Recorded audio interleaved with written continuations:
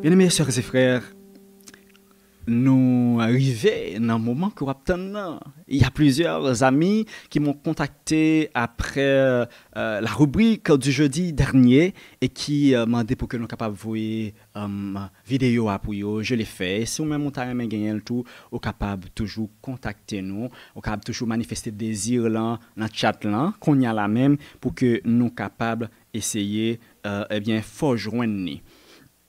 Faut nous dire que si vous gagnez des questions tout, ou capable toujours faire nous part de questions dans le chat là, n'a fait le plaisir pour que nous capables répondre à questions si là yo. Jodi a nous dans troisième, pas vrai? C'est notre troisième jeudi et c'est troisième rubrique nous, OK? C'est troisième rubrique nous. Troisième rubrique ça, c'est rubrique côté nous avons cherché pour nous répondre à une question. L'Église adventiste du 7e jour est-elle la véritable Église de Dieu? Troisième rubrique ça, il est entré dans la série, troisième épisode là, qui répond à la question ça, l'Église adventiste est-elle la véritable Église de Dieu?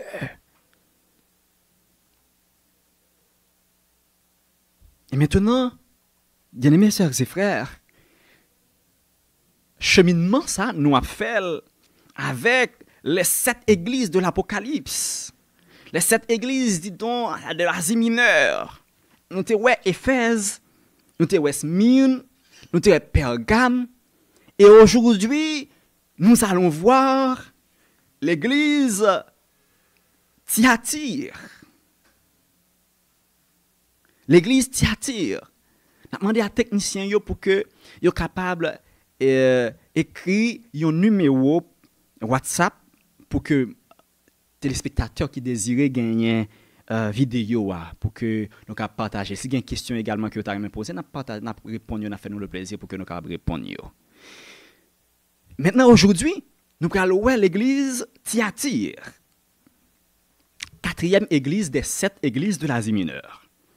Mais bien, mes sœurs et frères, je dois vous dire que l'église Thyatire et l'église de Sardes qui entraient dans le long tunnel du Moyen-Âge, ces deux églises ont gagné plusieurs prophéties bibliques qui adaptaient à Kyo.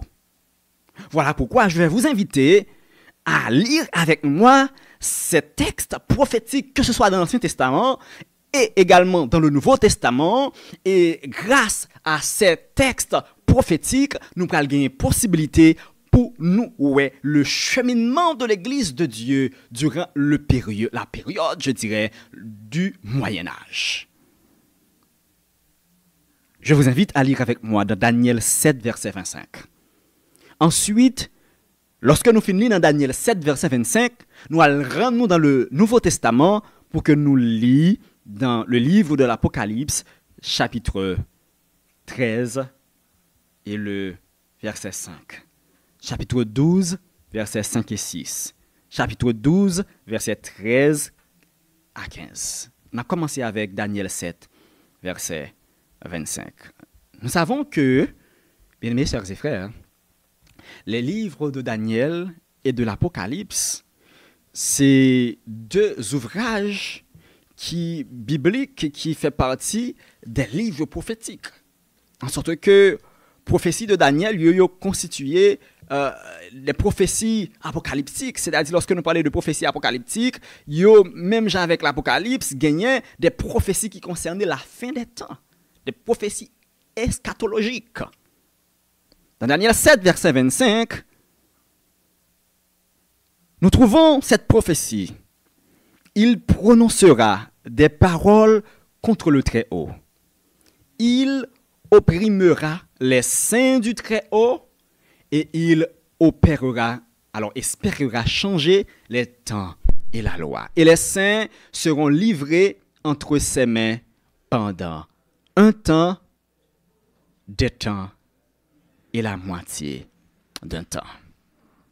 Daniel 7, verset 25. Un temps, des temps et la moitié d'un temps. Je vous invite à me suivre attentivement, bien-aimés sœurs et frères, alors que nous allons essayer de décortiquer cette date prophétique que nous trouvons dans Daniel chapitre 7, verset 25. Et lorsque nous finissons de décortiquer date ça pour gagner une possibilité pour comprendre toute l'autre prophétie dans l'Apocalypse et également pour décortiquer date yo. Il dit, et les saints seront livrés entre ses mains pendant un temps, des temps et la moitié d'un temps. Ici, c'est les 4 animaux de l'Apocalypse de Daniel. Dernier animal là, qui sont animaux, Daniel, il ouais son bête qui est épouvantable, une bête terrible. Eh bien, c'est il ça, c'est pouvoir ça, ces petites cornes ça qui pral pousser et royaume ça, c'est lui-même lui représenter, c'est royaume ça qui va espérer changer les temps et la loi, et c'est royaume ça qui va persécuter les saints pendant un temps, des temps et la moitié d'un temps. Maintenant, que veut dire un temps, des temps et la moitié d'un temps? Mesdames et messieurs, sœurs et frères, chers amis, auditeurs et internautes, dans la Bible, dans la prophétie biblique, ou du moins dans la Bible, quand nous voyons un temps, cela veut dire une année. Des temps ou 2 temps, cela veut dire 2 années. Et la moitié d'un temps, c'est la moitié d'une année. Je reprends pour vous. Dans la Bible, quand nous voyons un temps, eh bien dans le temps biblique, cela veut dire une année. Des temps, cela veut dire 2 années. Ça veut une année plus 2 années, ça donne 3 années. Et la moitié d'un temps, ça donne 3 ans et demi. Alors, 3 années et demie, pendant 3 années et demie, les saints seront persécutés. Mais également, bien-aimés sœurs et frères, dans la Bible, je voudrais attirer votre attention sur le fait que les prophéties bibliques, d'après plusieurs écoles, sont interprétées de différentes manières. Je fais un peu de théologie, c'est pas gros théologie n'a fait, c'est juste pour nous attirer l'attention, pour une fois comprendre une prophétie ça yo. Ici, on parle de 3 écoles d'interprétation prophétique. Donc, lorsque moi j'ai 3 ans et demi, comment je suis capable de comprendre ni interpréter tant prophétique ça? Je suis capable de comprendre ni interpréter, moi j'ai 3 possibilités. Il y a une première école qui dit les prophéties bibliques, dans le passé, ce sont les prétéristes. Sont série de bagailles qui fait dans le passé, longtemps dans le passé. Il y a les futuristes qui que prophétie va accomplir dans le futur, loin dans le futur. Mais il y a une école, les historicistes, c'est moun sa yo qui utilisaient les histoires du monde en parallèle avec la parole de Dieu.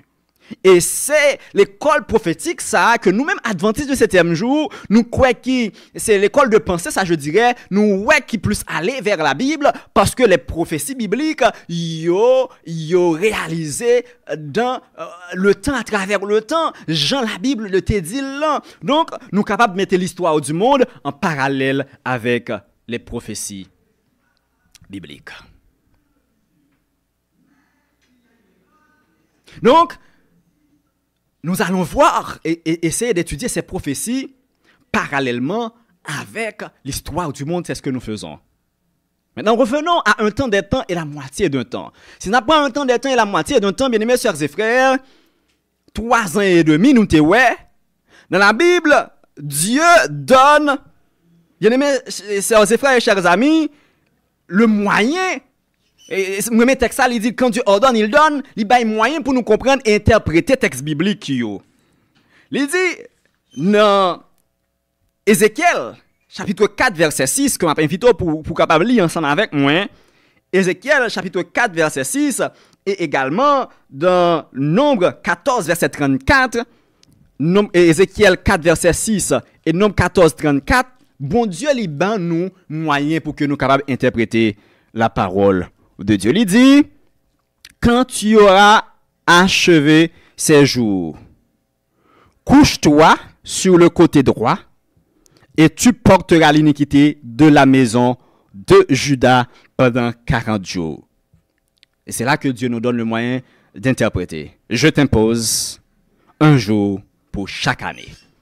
En sorte que, lorsque nous voyons 42 jours, 42 semaines, ou du moins ça nous est 1260 jours, tout texte ça yo, nous pral interpréter yo comme un an. Et voilà pourquoi nous pral aller dans l'Apocalypse, qui 13 verset 5, qui parlait de 42 mois. Maintenant, bien avant d'aller dans l'Apocalypse, alors que le technicien a cherché texte là pour nous, qui t'aime dire que dans le temps biblique également, une année te gagné 360 jours. Donc, lorsque m'y un temps, m'y une année, 360 jours, moi j'ai 2 années, 720 jours, moi j'ai la moitié d'une année, moitié 360, 780, ça vient bon exactement 1260 jours. En sorte que, lorsque moi j'ai un temps de temps et la moitié d'un temps, livre le dit 1260 jours. Et maintenant, on nous aller dans Apocalypse 13, verset 5, nous prenons une autre prophétie encore, et nous ouais est-ce que prophétie ça coïncidait avec prophétie Daniel. Il dit, et il lui fut donné une bouche qui proférait des paroles arrogantes et des blasphèmes, et il lui fut donné le pouvoir d'agir pendant 42 mois. Nous toujours il. Et il ça, madame, monsieur, lorsque nous lisons chapitre, là, nous mettons dans le contexte, nous comprenons que c'est un royaume, c'est un pouvoir. Ok? Maintenant, pendant 42 mois. En nous, 42 mois, chers amis, si nous avons fait, eh bien, essayer pour nous faire un contrôle là, ou pour nous pas de temps pour nous faire l'ensemble avec vous-même. Lorsqu'on va fait 42 mois, ou prend un mois pour 30 jours, ou pour les bords, en réalité, 1260 jours. Ok? 1260 jours. 1260 jours. Et encore, bien aimés sœurs et frères, lorsque nous allons dans Apocalypse chapitre 12, versets 5 et 6, même prophétie encore, même prophétie, il faut que nous disions que dans la Bible, lorsque il y a répétition, il y a emphase. C'est-à-dire, c'est important. Bon Dieu, il va prophétie ça dans Daniel 7, 25, il va dans Apocalypse 12, 5 et 6, il répète dans Apocalypse 12, 13 à 15, il répète également dans Apocalypse 13, verset 5. Alors, si bon Dieu, il a retourné prophétie, ça c'est que l'important. Et moi-même avec où nous devons comprendre pour que nous soyons capables de côté nous garde dans l'église, bon Dieu. Apocalypse chapitre 12, verset 5 et 6. Il dit, elle enfanta un fils qui doit paître toutes les nations avec une verge de fer. Et son enfant fut enlevé vers Dieu, vers son trône. Verset 6.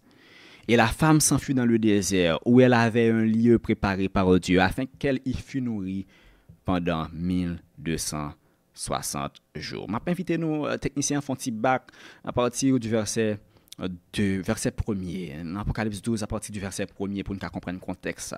Et c'est prophétie ça qui va permettre que nous comprenions l'église de Thyatire. Il dit, un grand signe apparut dans le ciel, une femme enveloppée du soleil, la lune sous ses pieds et une couronne de 12 étoiles sur sa tête. Dans la prophétie biblique, lorsqu'on parle d'une femme, il y a la femme pure qui représente l'église pure, l'église de Dieu, et il y a également la femme dans l'Apocalypse 17 qui représente une église apostasiée, donc l'église du diable.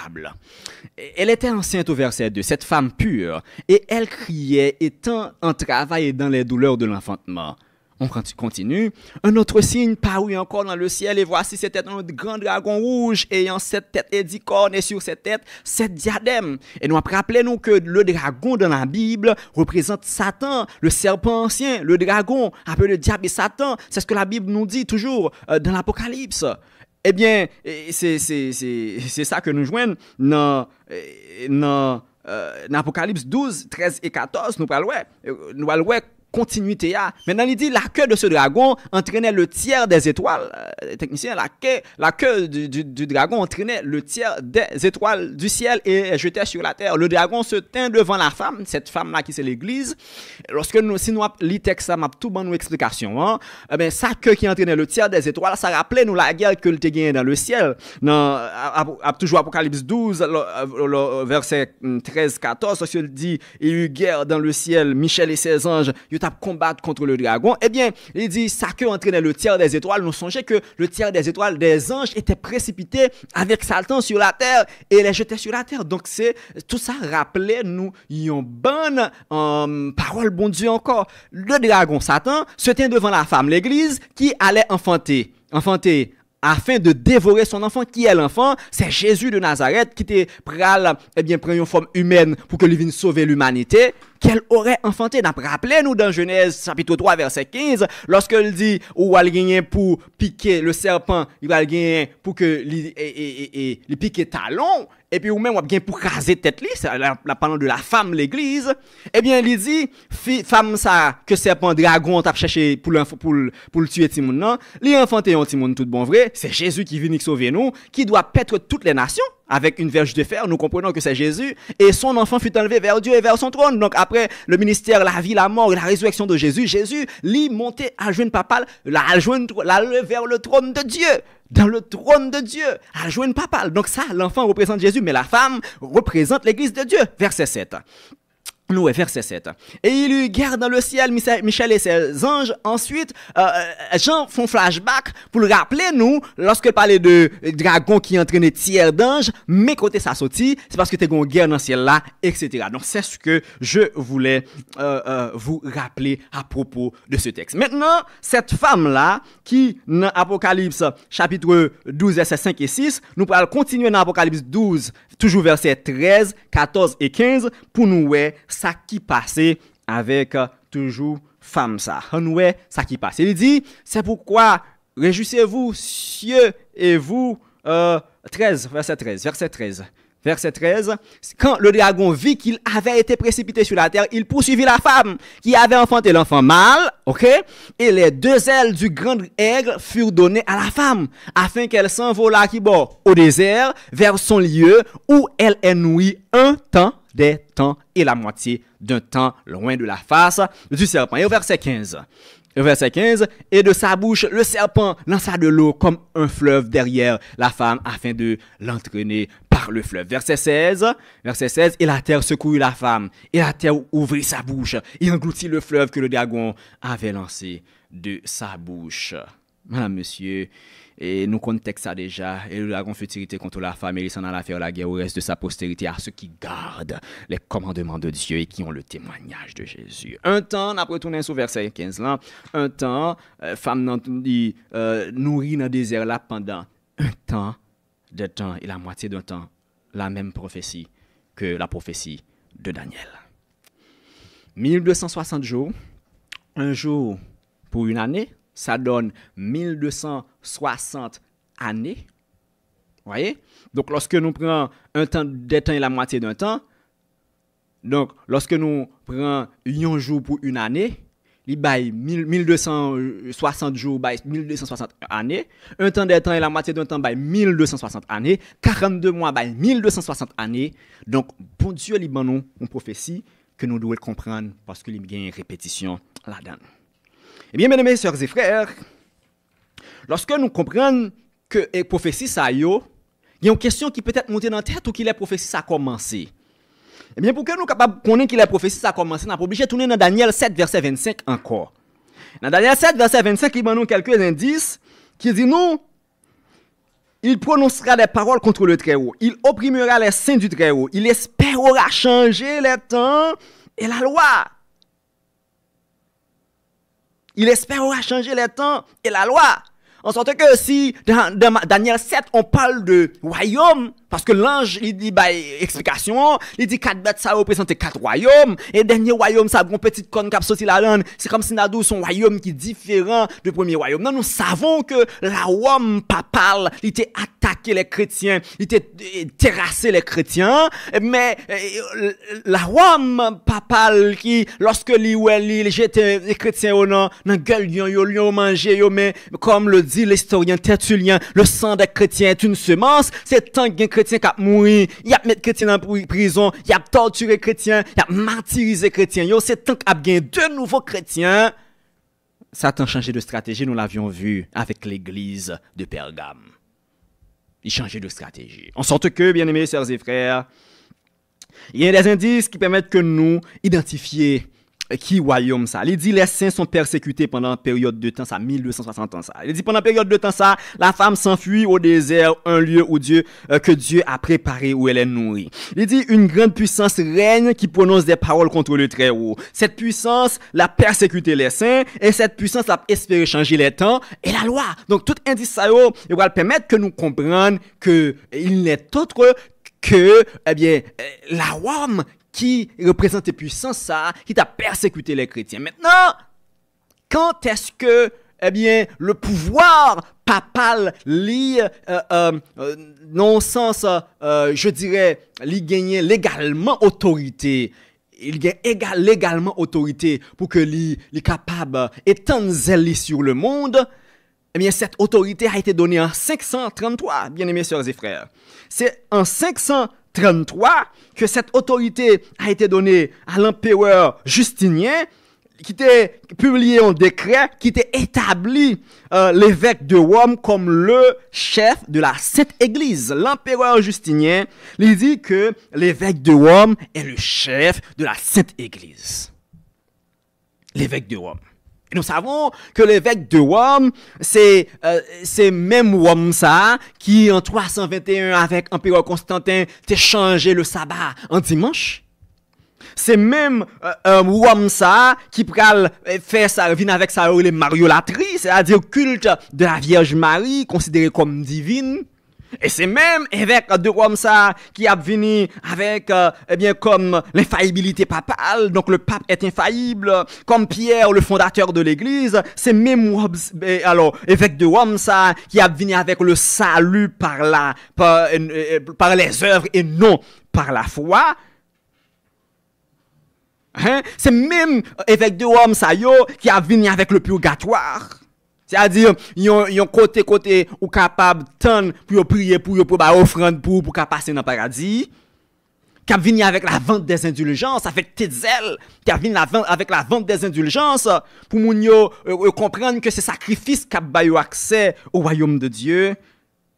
Avec le baptême par aspersion au lieu du baptême par immersion que Dieu a donné, qui était dans Jean-Baptiste et immergé Jésus. Donc le baptême de la Bible est remplacé par le baptême par aspersion, pour un petit de l'eau ou sous Kelly ou la gueule sous tête petit bébé à petit moun. Et c'est même l'effet de Rome ça qui vient avec la messe, la transubstantiation. La confession des péchés au prêtre et non à Jésus, comme la Bible lui demande, comme Jésus notre seul intercesseur. C'est même l'évêque de Rome ça qui a venu, des évêques qui a venu avec le culte des idoles. C'est-à-dire venir à mettre bonne idole dans l'église là pour que nous adorions. Faut me dire nous que toute bagaille ça yo non biblique, bien-aimés sœurs et frères. Yo non biblique. Mais empereur Justinien il placé qui est le chef, l'évêque de Rome comme le chef de la Sainte Église. En sorte que tout ça, l'évêque de Rome dit, c'est oui et amen. Eh bien, bien-aimés sœurs et frères, si en 533, empereur là, il était publié décret ça, il y a l'autre pouvoir. C'est ça qui fait, il y a parlé des diacones. Dans diacones, il y a trois, lorsque petit con nan monté, qui brisé. Mais il y a 7 autres taureaux qui disent au campé là, d'enfer, il va tomber. Mais pour voir ça, il va tomber en 538. Et c'est à partir de cette date-là que l'évêque de Rome était doté de toute autorité sur l'église chrétienne. Et c'est également à partir de cette date-là que nous sommes capables de considérer le début de la suprématie papale, non la Rome païenne, mais la Rome papale, avec le pape comme l'évêque de Rome, le pape comme premier responsable de l'église chrétienne. Et de 538, madame, monsieur, auditeurs et téléspectateurs, jusqu'en 1798, que nous n'avons plus de vent, où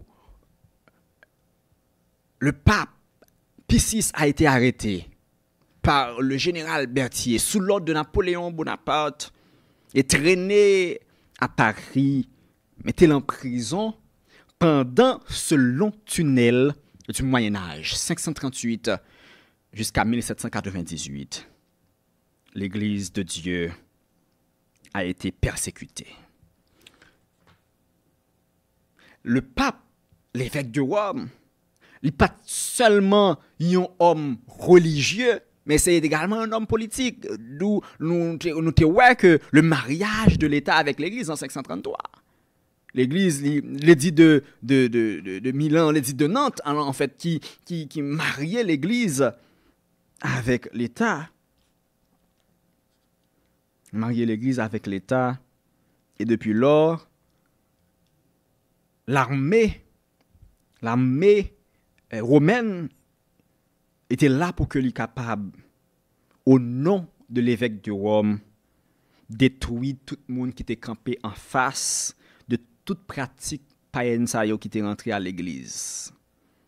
Eh bien, mes sœurs et frères, la quatrième église de l'Apocalypse, l'église Thyatire, elle a commencé dans l'année là, en 538, et elle a fini en 1517, où la réforme protestante date que l'Ipral officiellement commencé avec Luther, Martin. Bien-aimés sœurs et frères, ces dates prophétiques, toute prophétie ça qui commençait en 538, c'est même prophétie, c'est pas plusieurs prophéties, mais c'était toujours la prophétie du peuple de Dieu qui a martyrisé. Lorsque nous parlons du peuple de Dieu qui martyrisait, il y avait alors l'armée papale qui persécutait les gens qui ne voulaient pas couper en bas principe ça yo, mariolatrie, baptême par aspersion, Pierre le fondateur de l'église, infaillibilité papale. Donc tout le sabbat changé en dimanche. Pendant tout ce temps, Dieu a toujours eu un peuple, des gens qui étaient croyaient que la Bible, il était comme seule autorité. Et que des pratiques païennes, il n'y a pas qu'à rentrer dans l'église pour changer, pour diminuer l'autorité de la Bible. Et lorsque, eh bien, il y a un monde qui campait comme ça, il y a un peuple qui campait comme ça, l'évêque de Rome, le pape, eh bien, il jugeait monde ça hérétique, puisque l'empereur de Rome était dit, c'est lui le chef de la Sainte Église, de la chrétienté, mais il jugeait monde ça hérétique, et lorsque il jugeait hérétique, ou prêt pour passer au bûcher, ou prêt pour mourir. Et c'est ce qui est arrivé aux Albigeois. On parle des Albigeois au XIIe siècle, bien-aimés sœurs et frères. Les Albigeois, eh bien, c'est un peuple de la France, ok, au sud de la France, qui pas d'accord avec pratique ça, avec les enseignements de l'Église catholique, tels que la prêtrise, le culte des saints et des idoles, l'élévation des autorités, de l'autorité du pape au-dessus de celle de la Bible. Donc, toute pratique ça puisque les Albigeois n'ont pas d'accord ensemble avec yo, eh bien, le pape Innocent III, il a ordonné en 1208 une croisade d'extermination. Il a exterminé ce qu'on appelle les hérétiques, particulièrement les Albigeois. Et on dit nous, les armées papales ont marché sur le territoire, des villages entiers furent massacrés. Des villages entiers ont massacrés. Parce que moun sa yo te choisi la vérité, rien que la vérité. Et on dit au cours de même siècle, ça, le 13e siècle, Albigeois ont été pratiquement exterminés par l'armée papale. Et après les Albigeois, il y avait les Vaudois. On parle des Vaudois du Piémont. C'est au début de 1170 avec Pierre Valdo. C'est un riche marchand de Lyon en France qui a organisé un groupe de croyants. Il a les pauvres de Lyon. Et mais ces membres laïcs de l'église catholique, l'église là a accepté, mais elle a dit que nous sommes capables de prêcher uniquement si prêtre local là, bonne autorisation. Mais lorsque les Vaudois ont une bonne pratique que l'église a gagné, que la Bible n'est pas acceptée, ils vont commencer à prêcher partout la vérité. Et c'est là que, en 1184, les Vaudois ont formellement déclaré, alors l'église catholique a déclaré hérétique par le pape Urbain III. Et c'est pape ça qui va confirmer que peuple ça hérétique dans le concile de Latran en 1215.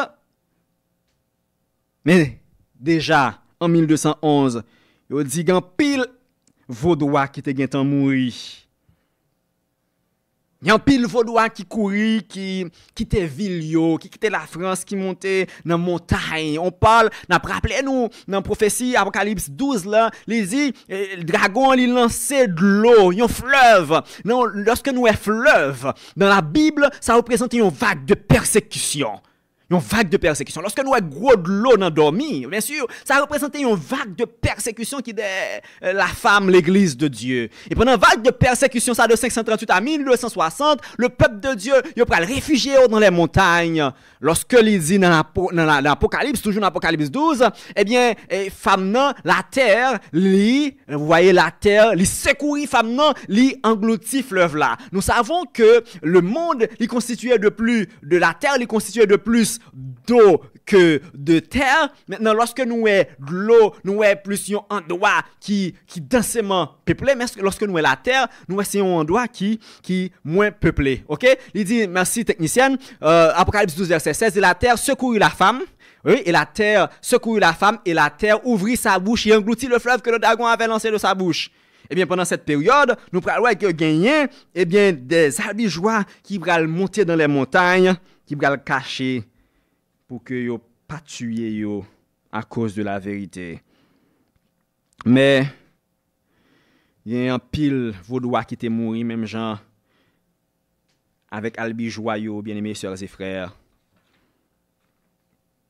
Mais je dois vous dire, comme Madame White l'a dit dans la tragédie des siècles, à la page 67-68, quand Rome s'était séparé de la véritable Église, elle avait surtout obéi à sa haine pour le sabbat des Écritures conformément à la prophétie. La puissance papale avait jeté la vérité par terre. La loi de Dieu avait été foulée aux pieds et les traditions et coutumes des hommes avaient été élevées à sa place. Pendant des siècles de ténèbres et d'apostasie conservant leur foi en face de l'opposition, la plus féroce, les Vaudois refusèrent de reconnaître la suprématie papale, dénoncèrent le culte des images comme une idolâtrie et observèrent le vrai jour du repos. C'est Madame White qui l'a dit dans la tragédie des siècles, à la page 67 et 68. Dieu a toujours eu un peuple observant son vrai jour, le vrai jour de repos. Et c'était toujours dans la tragédie des siècles, à la page 68.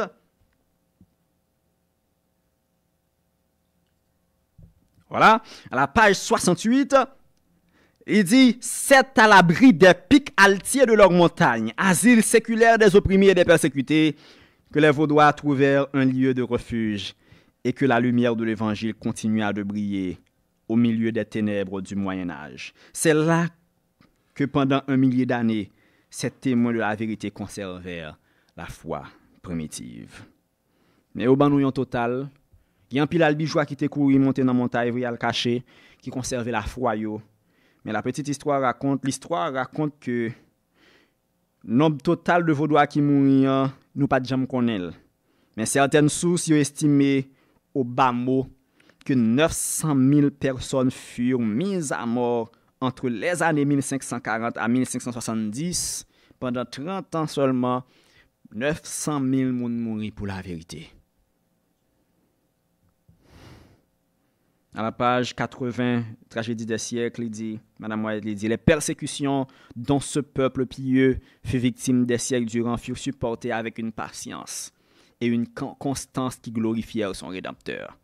En dépit d'atroces croisades et massacres, les Vaudois continuèrent d'envoyer dans le monde leurs missionnaires pour y répandre le précieux message qu'ils arrosaient de leur sang, et la semence portait des fruits. Malgré y tué Vaudois, malgré y a persécuté ou mettez en prison, martyrisé yo continue à envoyer des missionnaires à travers le monde pour faire passer le message du salut, le sabbat comme jour de repos. C'était un message que Vaudois yo été à propager. Malgré yo mourir, même Jean Tertullien te dit, il arrosait de leur sang, le sang des chrétiens est une semence et une semence qui porte des fruits. Madame, monsieur, sœurs et frères, je m'invite pour que vous capable de chanter ensemble avec moi au numéro 123, descend esprit du Dieu vivant, bien avant que nous mettions fin à partir de ça. Faut que nous disions, amis, que cette vidéo-là sera disponible dès cet après-midi. Elle est disponible pour que vous soyez capable de tendre le retendre encore et comprendre, essayer de comprendre l'esprit de prophétie que mon Dieu t'a envoyé pour. Vous avez besoin de lien sur Média Haïti sur page YouTube, Facebook. Vous avez besoin de lien, vous avez besoin de vidéo qui est disponible pour que vous soyez capable de retendre encore sur ta main si il y a quelque chose qui t'a échappé. Descend esprit du Dieu vivant sur notre pauvre race. On nous demande bon Dieu pour le faire nos grâces. Je nous fais toujours faire à la fin de l'esprit de prophétie. Chaque jeudi, nous toujours demander puissance. Voilà pourquoi nous allons demander à l'esprit de descendre, l'esprit de Dieu vivant de descendre sur notre pauvre race qui est perdue en poursuivant la mission.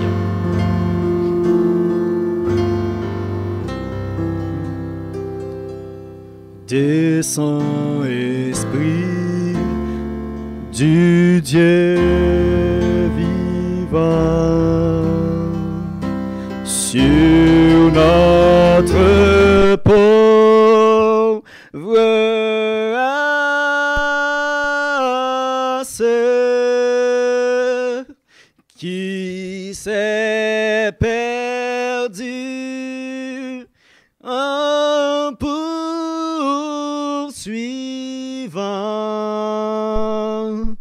l'illusion qui passe.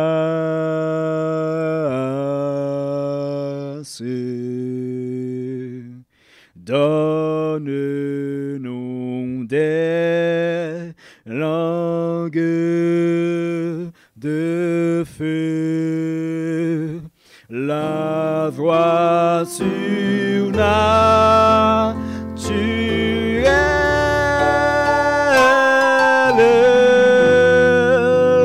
qui ramène les cœurs à Dieu par la bonne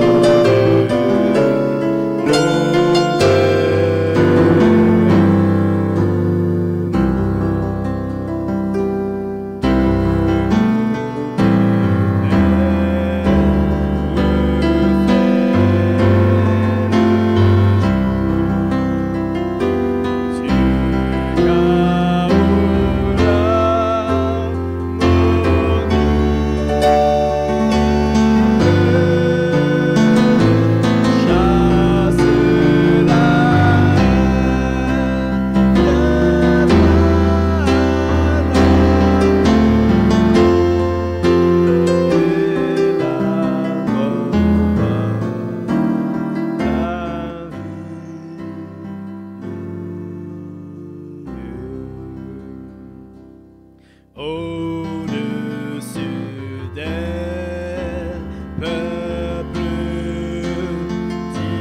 divers, que la croix resplendisse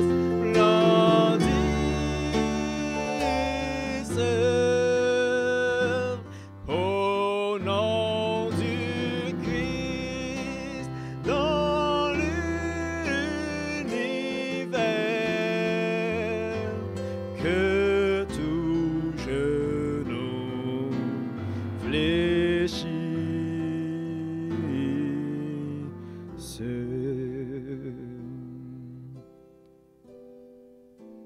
Éternel, Dieu de puissance, Dieu de grâce, nous arrivons dans un moment, Père, côté nous prenons l'intercéder, nous voulons demander autant prix Papa pour faire grâce, pendant que nous avons puissance à l'église. Parce que je dis à Seigneur, nous comprenons que nous nous approchons de la fin de ce monde. Nous nous approchons de la fin de l'histoire de cette terre déchue. Mais si nous voulons échapper en bas jugement ou autant de Père des cieux, nous devons avoir la puissance. Nous venons chercher puissance au Seigneur. Également, Père, nous connaissons puissance là. C'est là pour le sauver nous pour la fin. Il a également pour le sauver nous du danger. Il a également pour le sauver nous lorsque nous traversons la vallée de l'ombre de la mort. Amende puissance autant de Père des cieux pour 11 amis dans un moment ça. Qui a passé par des moments difficiles, qui a traversé cette vallée, la vallée de l'ombre de la mort. Mais nous connaissons côté qui a puissance, pas capable de guérison, côté qui a puissance, pas capable, pas de la santé. Puissance, c'est ça que nous demandons au matin pour les amis, nous qui branchés sur Radio Voix de l'Espérance ou Média Haïti. T'en prie, papa. Pas abandonner, pardonner péché. Parce qu'on dit dans la parole, les sacrifices qui sont agréables à Dieu, c'est un esprit brisé. Nous venons, Seigneur, confus devant vous. Avec l'esprit nous brisé, cœur nous rabaissé, parce que nous reconnaissons faiblesse nous, Seigneur. Nous reconnaissons que nous faisons ça qui n'est pas bien déjà. Dans le moment ça, nous demandons pour faire nos grâces. Tant pis, papa, nous l'Esprit Saint, nous puissance, dirigez-nous, pardonnez péché nous. En Jésus nous prions, lui vivant et régnant, les avant tous les temps et au siècle des siècles. Amen. Merci amis, nous sommes contents ensemble avec vous. Maintenant encore une fois pour notre 3e épisode dans le cadre de cette série répondant à la question: l'Église adventiste est-elle la véritable Église de Dieu? Nous espérons que ou déjà à l'affût de 4e épisode là, il y a une bonne possibilité pour nous continuer ensemble cheminement ça jusqu'à 6e épisode là pour nous déterminer enfin quelle est la véritable Église de Dieu. Est-ce que moi-même avec ou même nous fait partie de véritable Église ça? Et si ce n'est pas encore le cas, pour nous faufiler rentrer parce que c'est mon anda cap sauvé. Que bon Dieu bénisse.